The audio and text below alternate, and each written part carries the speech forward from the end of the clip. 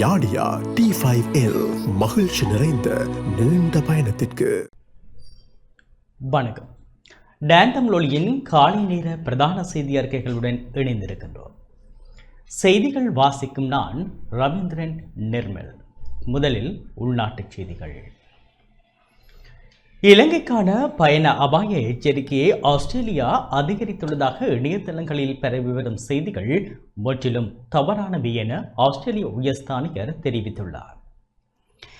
இலங்கைக்கான பயண அபாய எச்சரிக்கையை ஆஸ்திரேலியா அதிகரித்துள்ளதாக இணையதளங்களில் பரவி வரும் செய்திகள் முற்றிலும் தவறானவை என இலங்கைக்கான ஆஸ்திரேலிய உயர்ஸ்தானிகர் மேத்யூ டக்வர்த் தெரிவித்துள்ளார். கொழும்பு சினிமன் லைஃப் விடுதியில் நடைபெற்ற புதிய டிஜிட்டல் செய்தித்தளத்தின் அங்குரார்ப்பண நிகழ்வில் கலந்து கொண்டு உரையாற்றும் போதே அவர் இதனை திட்டவட்டமாக மறுத்தார். இலங்கைக்கு வரவுள்ள ஆஸ்திரேலிய சுற்றுலா பயணிகளின் எண்ணிக்கையை அதிகரிக்க அரசாங்கம் எடுத்து வரும் முயற்சிகளை இவ்வாறான தவறான செய்திகள் சீர்குலைக்கக்கூடும் என அவர் கவலை வெளியிட்டார். இத்தகைய அடிப்படையற்ற செய்திகள் இரு நாடுகளுக்கும் இடையிலான நம்பிக்கையை குறைப்பதுடன் தேவையற்ற சந்தேகங்களையும் உருவாக்கும் என சுட்டிக்காட்டிய அவர் ஊடகங்கள் பொறுப்புணர்வுடன் செயல்பட வேண்டும் என்றும் கேட்டுக்கொண்டார். ஆஸ்திரேலியா மற்றும் இலங்கை இடையில் கடந்த 70 ஆண்டுகளுக்கு மேலாக நிலவி வரும் வலுவான உறவை இந்த நிகழ்வின் போது நினைவு கூர்ந்த உயர்ஸ்தானிகர் இருநாட்டு ஊடகவியலாளர்களையும் இணைக்கும் இணையதளம் ஒரு புதிய பாலமாக அமையும் என நம்பிக்கை வெளியிட்டார். 1950களில் ஆஸ்திரேலிய பிரஜையான கிளிபர்ட் டர்ஷ் என்பவர் இலங்கையின் முதல் தலைமுறை வானொலி ஊடகவியலாளர்களுக்கு பயிற்சி அளித்த வரலாற்றை தொடர்ந்தையும் அவர் இதன்போது சுட்டிக்காட்டினார். கல்வி, வர்த்தகம், கலாச்சாரம் மற்றும் சுற்றுலா போன்ற துறைகளில் இரு நாடுகளுக்கும் இடையிலான நம்பகமான தகவல்களை பரிமாறிக்கொள்வதே இந்த டிஜிட்டல் தளத்தின் முக்கிய நோக்கம் என ஊடகவியலாளர் சங்கத்தின் செயலாளர் அனுஷா மௌரியன் தெரிவித்தார். இந்த நிகழ்வில் வெளிவிவகார அமைச்சின் பிரத்யேக செயலாளர், ஜனாதிபதி செயலகத்தின் சர்வதேச ஊடக பணிப்பாளர் மற்றும் முக்கிய ராஜதந்திரிகள் பலரும் கலந்து கொண்டனர்.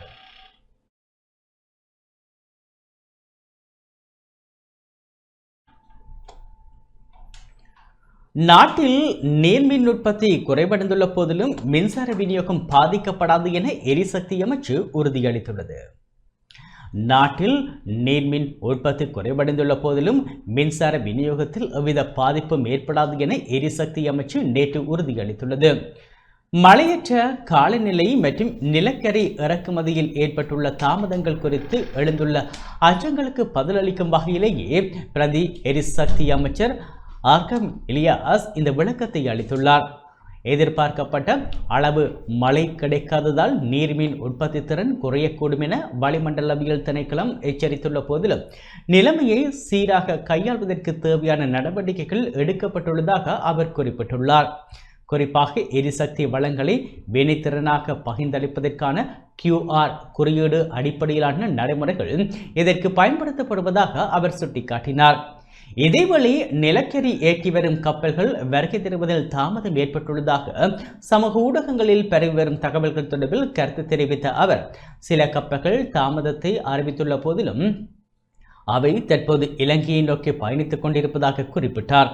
இதற்காக மே 26ஆம் தேதி வரை கால அவகாசம் வழங்கப்பட்டுள்ள நிலையில் தற்போதைய மின்சார விநியோகத்துக்கு இதனால் எவ்வித பாதிப்பும் ஏற்படாது என்றும் அவர் திட்டவட்டமாக தெரிவித்தார்.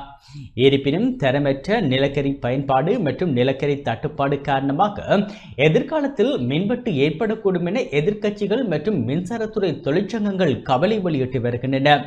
இந்த சூழலில் மின் விநியோகத்தை தடையின்றி முன்னெடுப்பதே அரசாங்கத்தின் இலக்கு என அமைச்சு மீண்டும் வலியுறுத்தியுள்ளது.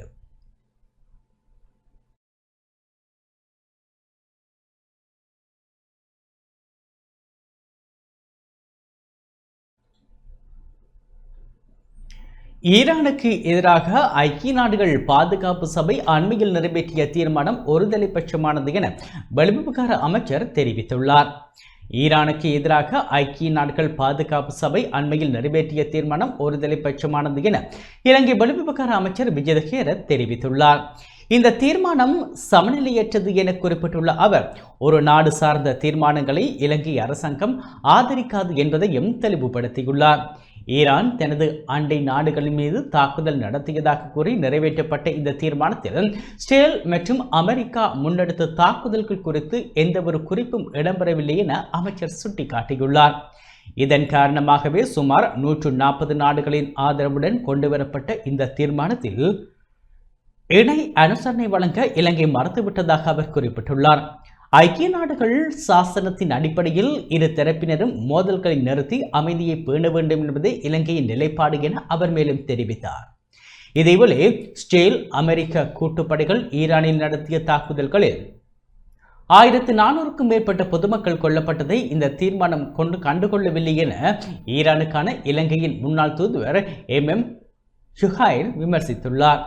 ஆக்கிரமிப்பாளர்களை கண்டிக்க தவறிய இந்த தீர்மானம் ஐக்கிய நாடுகள் பாதுகாப்பு சபையின் அடிப்படை கடமையில் இருந்து தவறியுள்ளதாகவும் அவர் குற்றம் சுமத்தியுள்ளார்.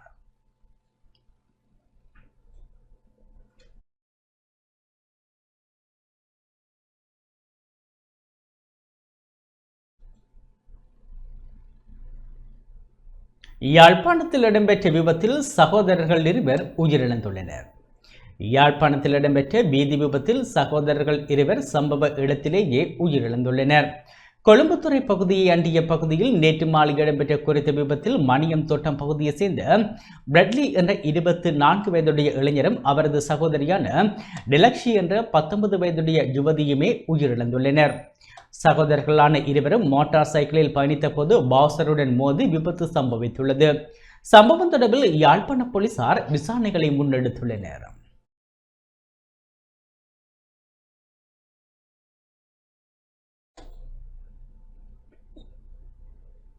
மொனராகல பொட்டல பகுதியில் டிட்வா சூறாவளியினால் சேதமடைந்த பாலத்தை புனரமைப்பதற்கு ஜப்பான் அரசாங்கம் நிதியுதவி வழங்கியுள்ளது. மொனராகல பொட்டல பகுதியில் டிட்வா சூறாவளியினால் சேதமடைந்த பாலத்தை புனரமைப்பதற்காக ஜப்பான் அரசாங்கம் நிதியுதவி வழங்கியுள்ளது. இதற்கான ஒப்பந்தம் கொழும்பில் உள்ள ஜப்பானிய தூதுவர் அகியோ எசமோட்டா மற்றும் திமித்து சமூக அபிவிருத்தி சங்கத்தின் தலைவர் நாகுல்ல நந்தரத்ன தேனர் ஆகியோருக்கிடையில் கையெழுத்திடப்பட்டது. ஜப்பானின் மனிதாபிமான பாதுகாப்பு திட்டத்தின் கீழ் சுமார் 7.8 மில்லியன் ரூபாய் இந்த திட்டத்துக்காக ஒதுக்கப்பட்டுள்ளது. சூறாவளியினால் சேதமடைந்த பாலத்தின் அடித்தளத்தை வலுப்படுத்துவதற்கும் பாதுகாப்பு சுவர்களை அமைப்பதற்கும் இந்த நிதி பயன்படுத்தப்பட உள்ளது. இதன் மூலம் அப்பகுதியில் உள்ள சுமார் 3200 குடியிருப்பாளர்கள் கல்வி மற்றும் சுகாதார சேவைகளை தடையின்றி பெற்றுக்கொள்ள முடியும் என எதிர்பார்க்கப்படுகின்றது. இலங்கை மீட்சி மற்றும் புனரமைப்பு பாதையில் பயணிக்கும் வேளையில் ஜப்பான் என்றும் இலங்கையுடன் உறுதுணையாக இருக்கும் என இந்த நிகழ்வில் கலந்து கொண்ட தூதுவர் எசமோட்டா தெரிவித்தார். மேலும் இந்த திட்டம் இரு நாடுகளுக்கும் இடையிலான நீண்டகால நட்புறவின் அடையாளமாக திகழும் என்றும் அவர் குறிப்பிட்டார். இலங்கையும் ஜப்பானும் நீண்டகால நட்புறவை கொண்டிருப்பதாக தெரிவித்த திமித்து சமூக அபிவிருத்தி சங்கத்தின் தலைவர் ஜப்பானியர்களின் ஒழுக்கம் மற்றும் துல்லியமான வேலைப்பாடுகள் தமக்கு முன் உதாரணமாக அமைவதாகவும் சுட்டிக்காட்டினார். ஜப்பான் அரசாங்கம் 1989 ஆண்டு முதல் இலங்கையின் பல்வேறு அபிவிருத்தி திட்டங்களுக்காக இதுவரை 62 மில்லியன் அமெரிக்க டாலர்களை உதவியாக வழங்கியுள்ளமை குறிப்பிடத்தக்கது.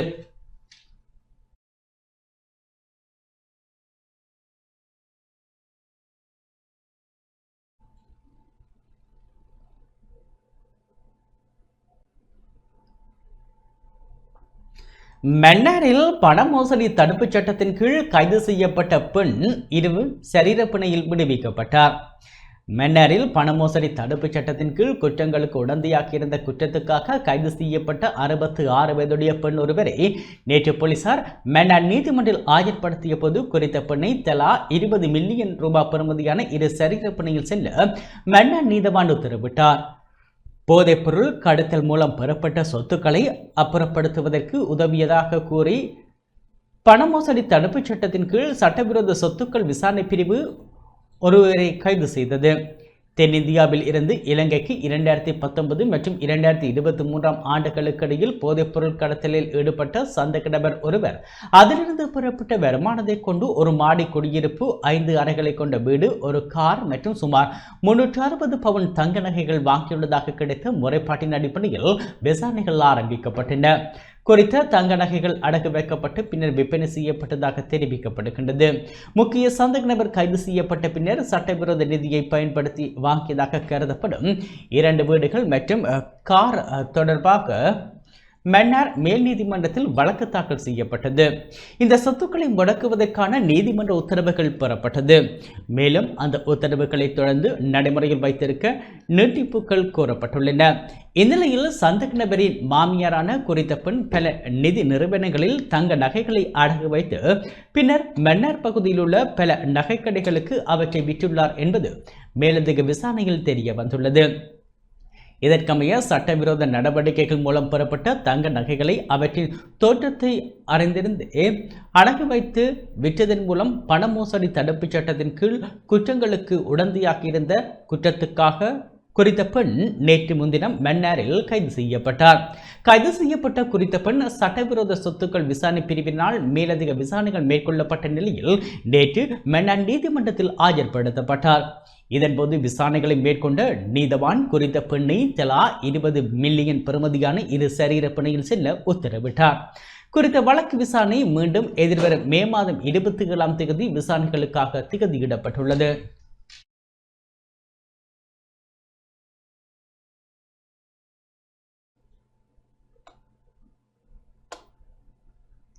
யாழ் சாவகச்சேரி நகரில் அதிநவீன வீதிகள் பொருத்தும் பணிகள் ஆரம்பிக்கப்பட்டுள்ளன.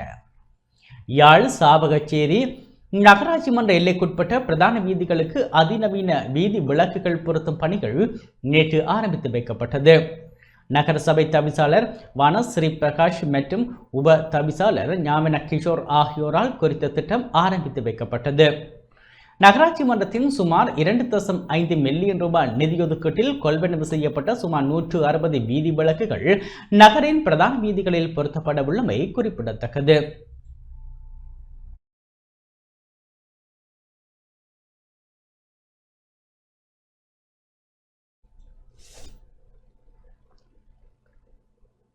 முல்லைத்தீவு கொக்கு தொடுவாய் பகுதியில் அமைக்கப்படும் உப்பளத்துக்கு எதிர்ப்பு தெரிவித்து மீனவர்கள் போராட்டம் நடத்தியுள்ளனர்.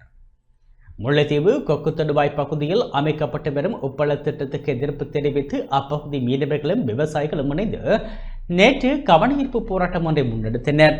தனிநபர் ஒருவரால் கடந்த 2 வாரங்களாக பிரதேச மக்களுக்கு சொந்தமான வயல் காணிகள் ஆக்கிரமிக்கப்பட்டு உப்பளம் அமைக்கும் பணி முன்னெடுக்கப்பட்டு வருகின்றது. கடல் நீர் பம்பிகளின் மூலம் பாத்திகளுக்குள் செலுத்தப்படும் நடவடிக்கைகளும் மேற்கொள்ளப்பட்டு வருகின்றன. இந்த நிலையில் உப்பளம் அமைக்கப்பட்டால் கொக்குலாய் கடல் நீரேரியில் மீன்வளம் பாதிக்கப்படுவதுடன் சுற்றியுள்ள வயல் நிலங்களும் உவர் நிலமாக மாறும் அபாயம் இருப்பதாக பிரதேச மீனவர்களும் விவசாயிகளும் கவலை வெளியிட்டனர். அந்த வகையில் கொக்குலாய் கடல் நீரேரியை சூழ வாழும் 3 இன மக்களும் இணைந்து உப்பள திட்டத்துக்கு எதிர்ப்பு தெரிவித்து போராட்டத்தில் ஈடுபட்டனர். சுமார் 300க்கும் மேற்பட்ட மீனவர்களும் விவசாயிகளும் பங்கேற்றிருந்ததுடன் முன்னாள் நாடாளுமன்ற உறுப்பினர் செல்வராசா கஜேந்திரனும் இணைந்து கொண்டார்.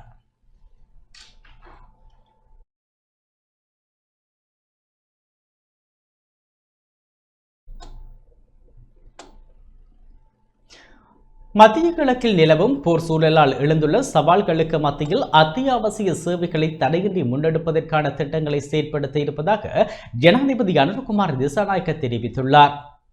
மத்திய கிழக்கில் நிலவும் போர் சூழலால் எழுந்துள்ள சவால்களுக்கு மத்தியில் எரிசக்தியை முறையாக முகாமைத்துவம் செய்து நாட்டின் பொருளாதார செயல்முறை மற்றும் அத்தியாவசிய சேவைகளை தடையின்றி முன்னெடுப்பதற்கான திட்டங்களை செயற்படுத்த இருப்பதாக ஜனாதிபதி அனுரகுமார் திசாநாயக்க தெரிவித்துள்ளார். வேலைசக்தி விநியோகத்தில் ஏற்பட்டுள்ள தடைகளை கருத்தில் கொண்டு நாட்டின் வேலைசக்தி பாதுகாப்பை உறுதிப்படுத்துவது குறித்தும் அத்தியாவசிய சேவைகளை தொடர்வதற்கு எடுக்கப்பட வேண்டிய அவசர நடவடிக்கைகள் குறித்தும் ஆராயும் கலந்துரையாடல் நேற்று பிற்பகல் ஜனாதிபதி அலுவலகத்தில் இடம்பெற்றது. இந்த வேளை இவ்வாறு குறிப்பிட்டார். தொடர்புள்ள அமைச்சுக்கள் மற்றும் அமைச்சுக்களின் செயலாளர்களின் பங்கேற்புடன் இடம்பெற்ற கலந்துரையாடலில் தற்போதைய சூழ்நிலையில் அரசு சேவைகளை தடையின்றி முன்னெடுப்பது குறித்து ஆராயப்பட்டது. அரச அலுவலகங்களை செயற்படுத்துவதில் பின்பற்ற வேண்டிய மாற்று வழிகள் குறித்தும் ஆராயப்பட்டதுடன் அரசு ஊழியர்களுக்கு வாரத்தில் ஒரு நாள் விடுமுறை வழங்குவதனூடாக வேலைசக்தி நுகர்வை கட்டுப்படுத்தி சேவைகளை முன்னெடுப்பது தொடர்பில் ஆலோசிக்கப்பட்டது. கல்வி, சுகாதாரம், சுற்றுலா, மீன்பிடி, கைத்தொழில், விவசாயம், துறைமுகம், விமான நிலைய சேவைகள் மற்றும் டிஜிட்டல் சேவைகள் போன்ற துறைகளின் முக்கியத்துவத்தை கருத்தில் கொண்டு குறைந்தபட்ச வேலைசக்தி நுகர்வை உறுதிப்படுத்தும் வகையில் அந்த சேவைகளை முன்னெடுப்பதற்கு தற்பொழுது மேற்கொள்ளக்கூடிய மாற்று வழிகள் குறித்தும் ஆராயப்பட்டது. முக்கிய துறைகளில் சேவைகளை தொடர்ச்சியாக முன்னெடுத்து செல்வதற்காக வழங்கப்பட வேண்டிய எரிபொருளின் அளவை தீர்மானிப்பதற்கு அமைச்சின் செயலாளர்கள் மற்றும் அந்தந்த துறைகளில் பிரதித்துவப்படுத்தும் நிபுணர்களை கொண்ட குழுவின் மூலம் அறிக்கையொன்றை சமர்ப்பிக்குமாறு ஜனாதிபதி அறிவுறுத்தினார். அதிகாரிகளை பணியிடத்துக்கு அழைப்பது குறித்த தீர்மானங்களை எடுக்கும் அதிகாரத்தை அந்தந்த நிறுவன தலைவர்களிடம் ஒப்படைப்பதற்கும் சேவைகளை தடையின்றி முன்னெடுத்து செல்ல பொருத்தமான முறையொன்றை பின்பற்றுவதற்கும் முன்மொழியப்பட்டது. தற்போதைய சூழ்நிலையால் விவசாய நடவடிக்கைகளில் ஈடுபட்டுள்ள விவசாயிகள் மற்றும் கைத்தொழில் துறையில் உள்ள சிறு மற்றும் நடுத்தர அளவிலான கைத்தொழில் முயற்சியாளர்கள் எதிர்நோக்கும் பிரச்சினைகள் குறித்து ஜனாதிபதி விசேட கவனம் செலுத்தினார். தற்போதைய நிலைமையில் நாட்டின் பொருளாதாரத்துக்கு ஏற்படக்கூடிய பாதிப்புகளை குறைப்பதற்கு அனைவரினதும் பங்களிப்பும் அர்ப்பணிப்பும் அவசியம் எனவும் அதன் ஒரு கட்டமாக ஒரு குறிப்பிட்ட தரப்பினருக்கு மானிய முறைகள் மூலம் வசதிகளை வழங்க நேரிடும் எனவும் ஜனாதிபதி சுட்டிக்காட்டினார். சவால்களுக்கு மத்தியில் தினசரி எரிபொருள் நுகர்வை முகாமைத்துவம் செய்வது QR முறையை அறிமுகப்படுத்துவதன் நோக்கம் என சுட்டிக்காட்டப்பட்டது. இதன் மூலம் நாளாந்தம் பெறப்படும் தரவுகளை பகுப்பாய்வு செய்து நாட்டின் வரிசக்தி பாதுகாப்பை உறுதிப்படுத்தும் வகையில் பொருளாதார மற்றும் சேவை நடவடிக்கைகளுக்காக எரிபொருளை விநியோகிப்பதன் முக்கியத்துவம் குறித்து வலியுறுத்தப்பட்டது. எரிபொருள் விநியோகத்தில் QR முறைமையை முறையாக பயன்படுத்துவதன் முக்கியத்துவம் குறித்தும் அதற்காக ஒவ்வொரு அமைச்சு மட்டத்திலும் தேவையான அனைத்து தரவுகளையும் விரைவாக டிஜிட்டல் விவகார அமைச்சிடம் வழங்குவது குறித்தும் கலந்துரையாடப்பட்டது.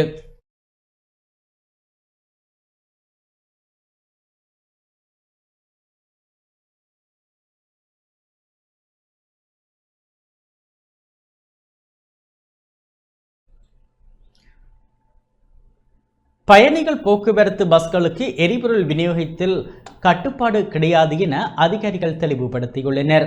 பயணிகள் போக்குவரத்து பஸ்களுக்கு எரிபொருள் விநியோகத்தில் 60 லிட்டர் என்ற கட்டுப்பாடு கிடையாது என போக்குவரத்து அதிகாரிகள் தெளிவுபடுத்தியுள்ளனர்.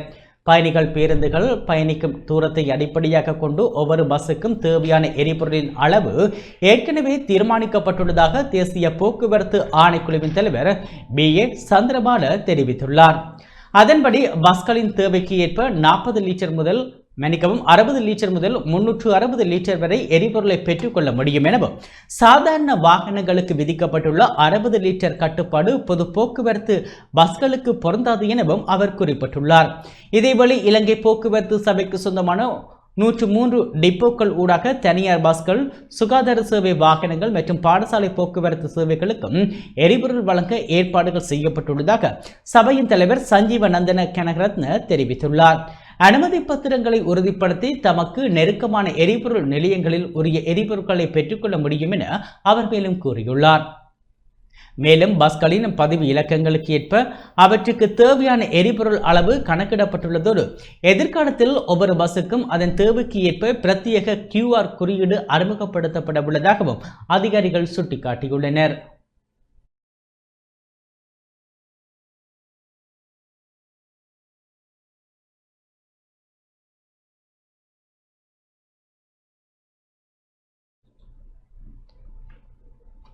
எரிபொருள் QR முறையில் புதிய பதிவுகள் குறித்த அறிவிப்பு வெளியானது. தேசிய எரிபொருள் அனுமதி பத்திர முறைமையில் நிலவும் தொழில்நுட்ப கோளாறுகள் தற்போது வெற்றிகரமாக சீர் செய்யப்பட்டு வருவதாக டிஜிட்டல் பொருளாதார அமைச்சு அறிவித்துள்ளது.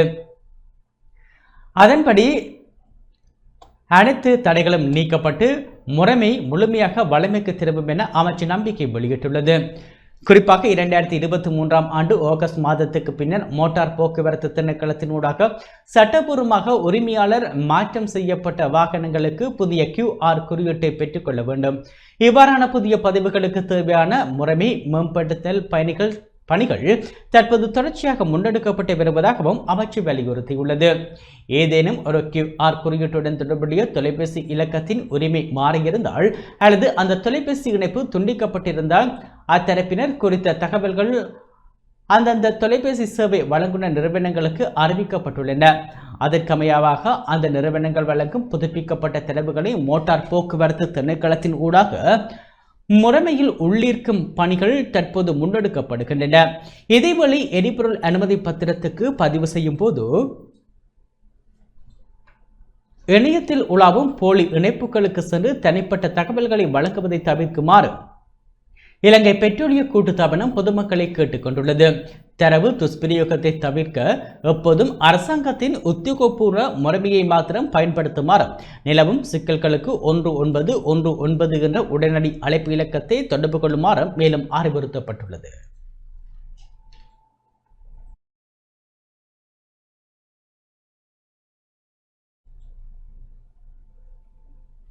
இத்துடன் இந்த செய்தி அறிக்கை நிறைவு பெற்றது. தொடர்ந்தும் எமது நிகழ்ச்சிகளுடன் இணைந்திருங்கள். வணக்கம்.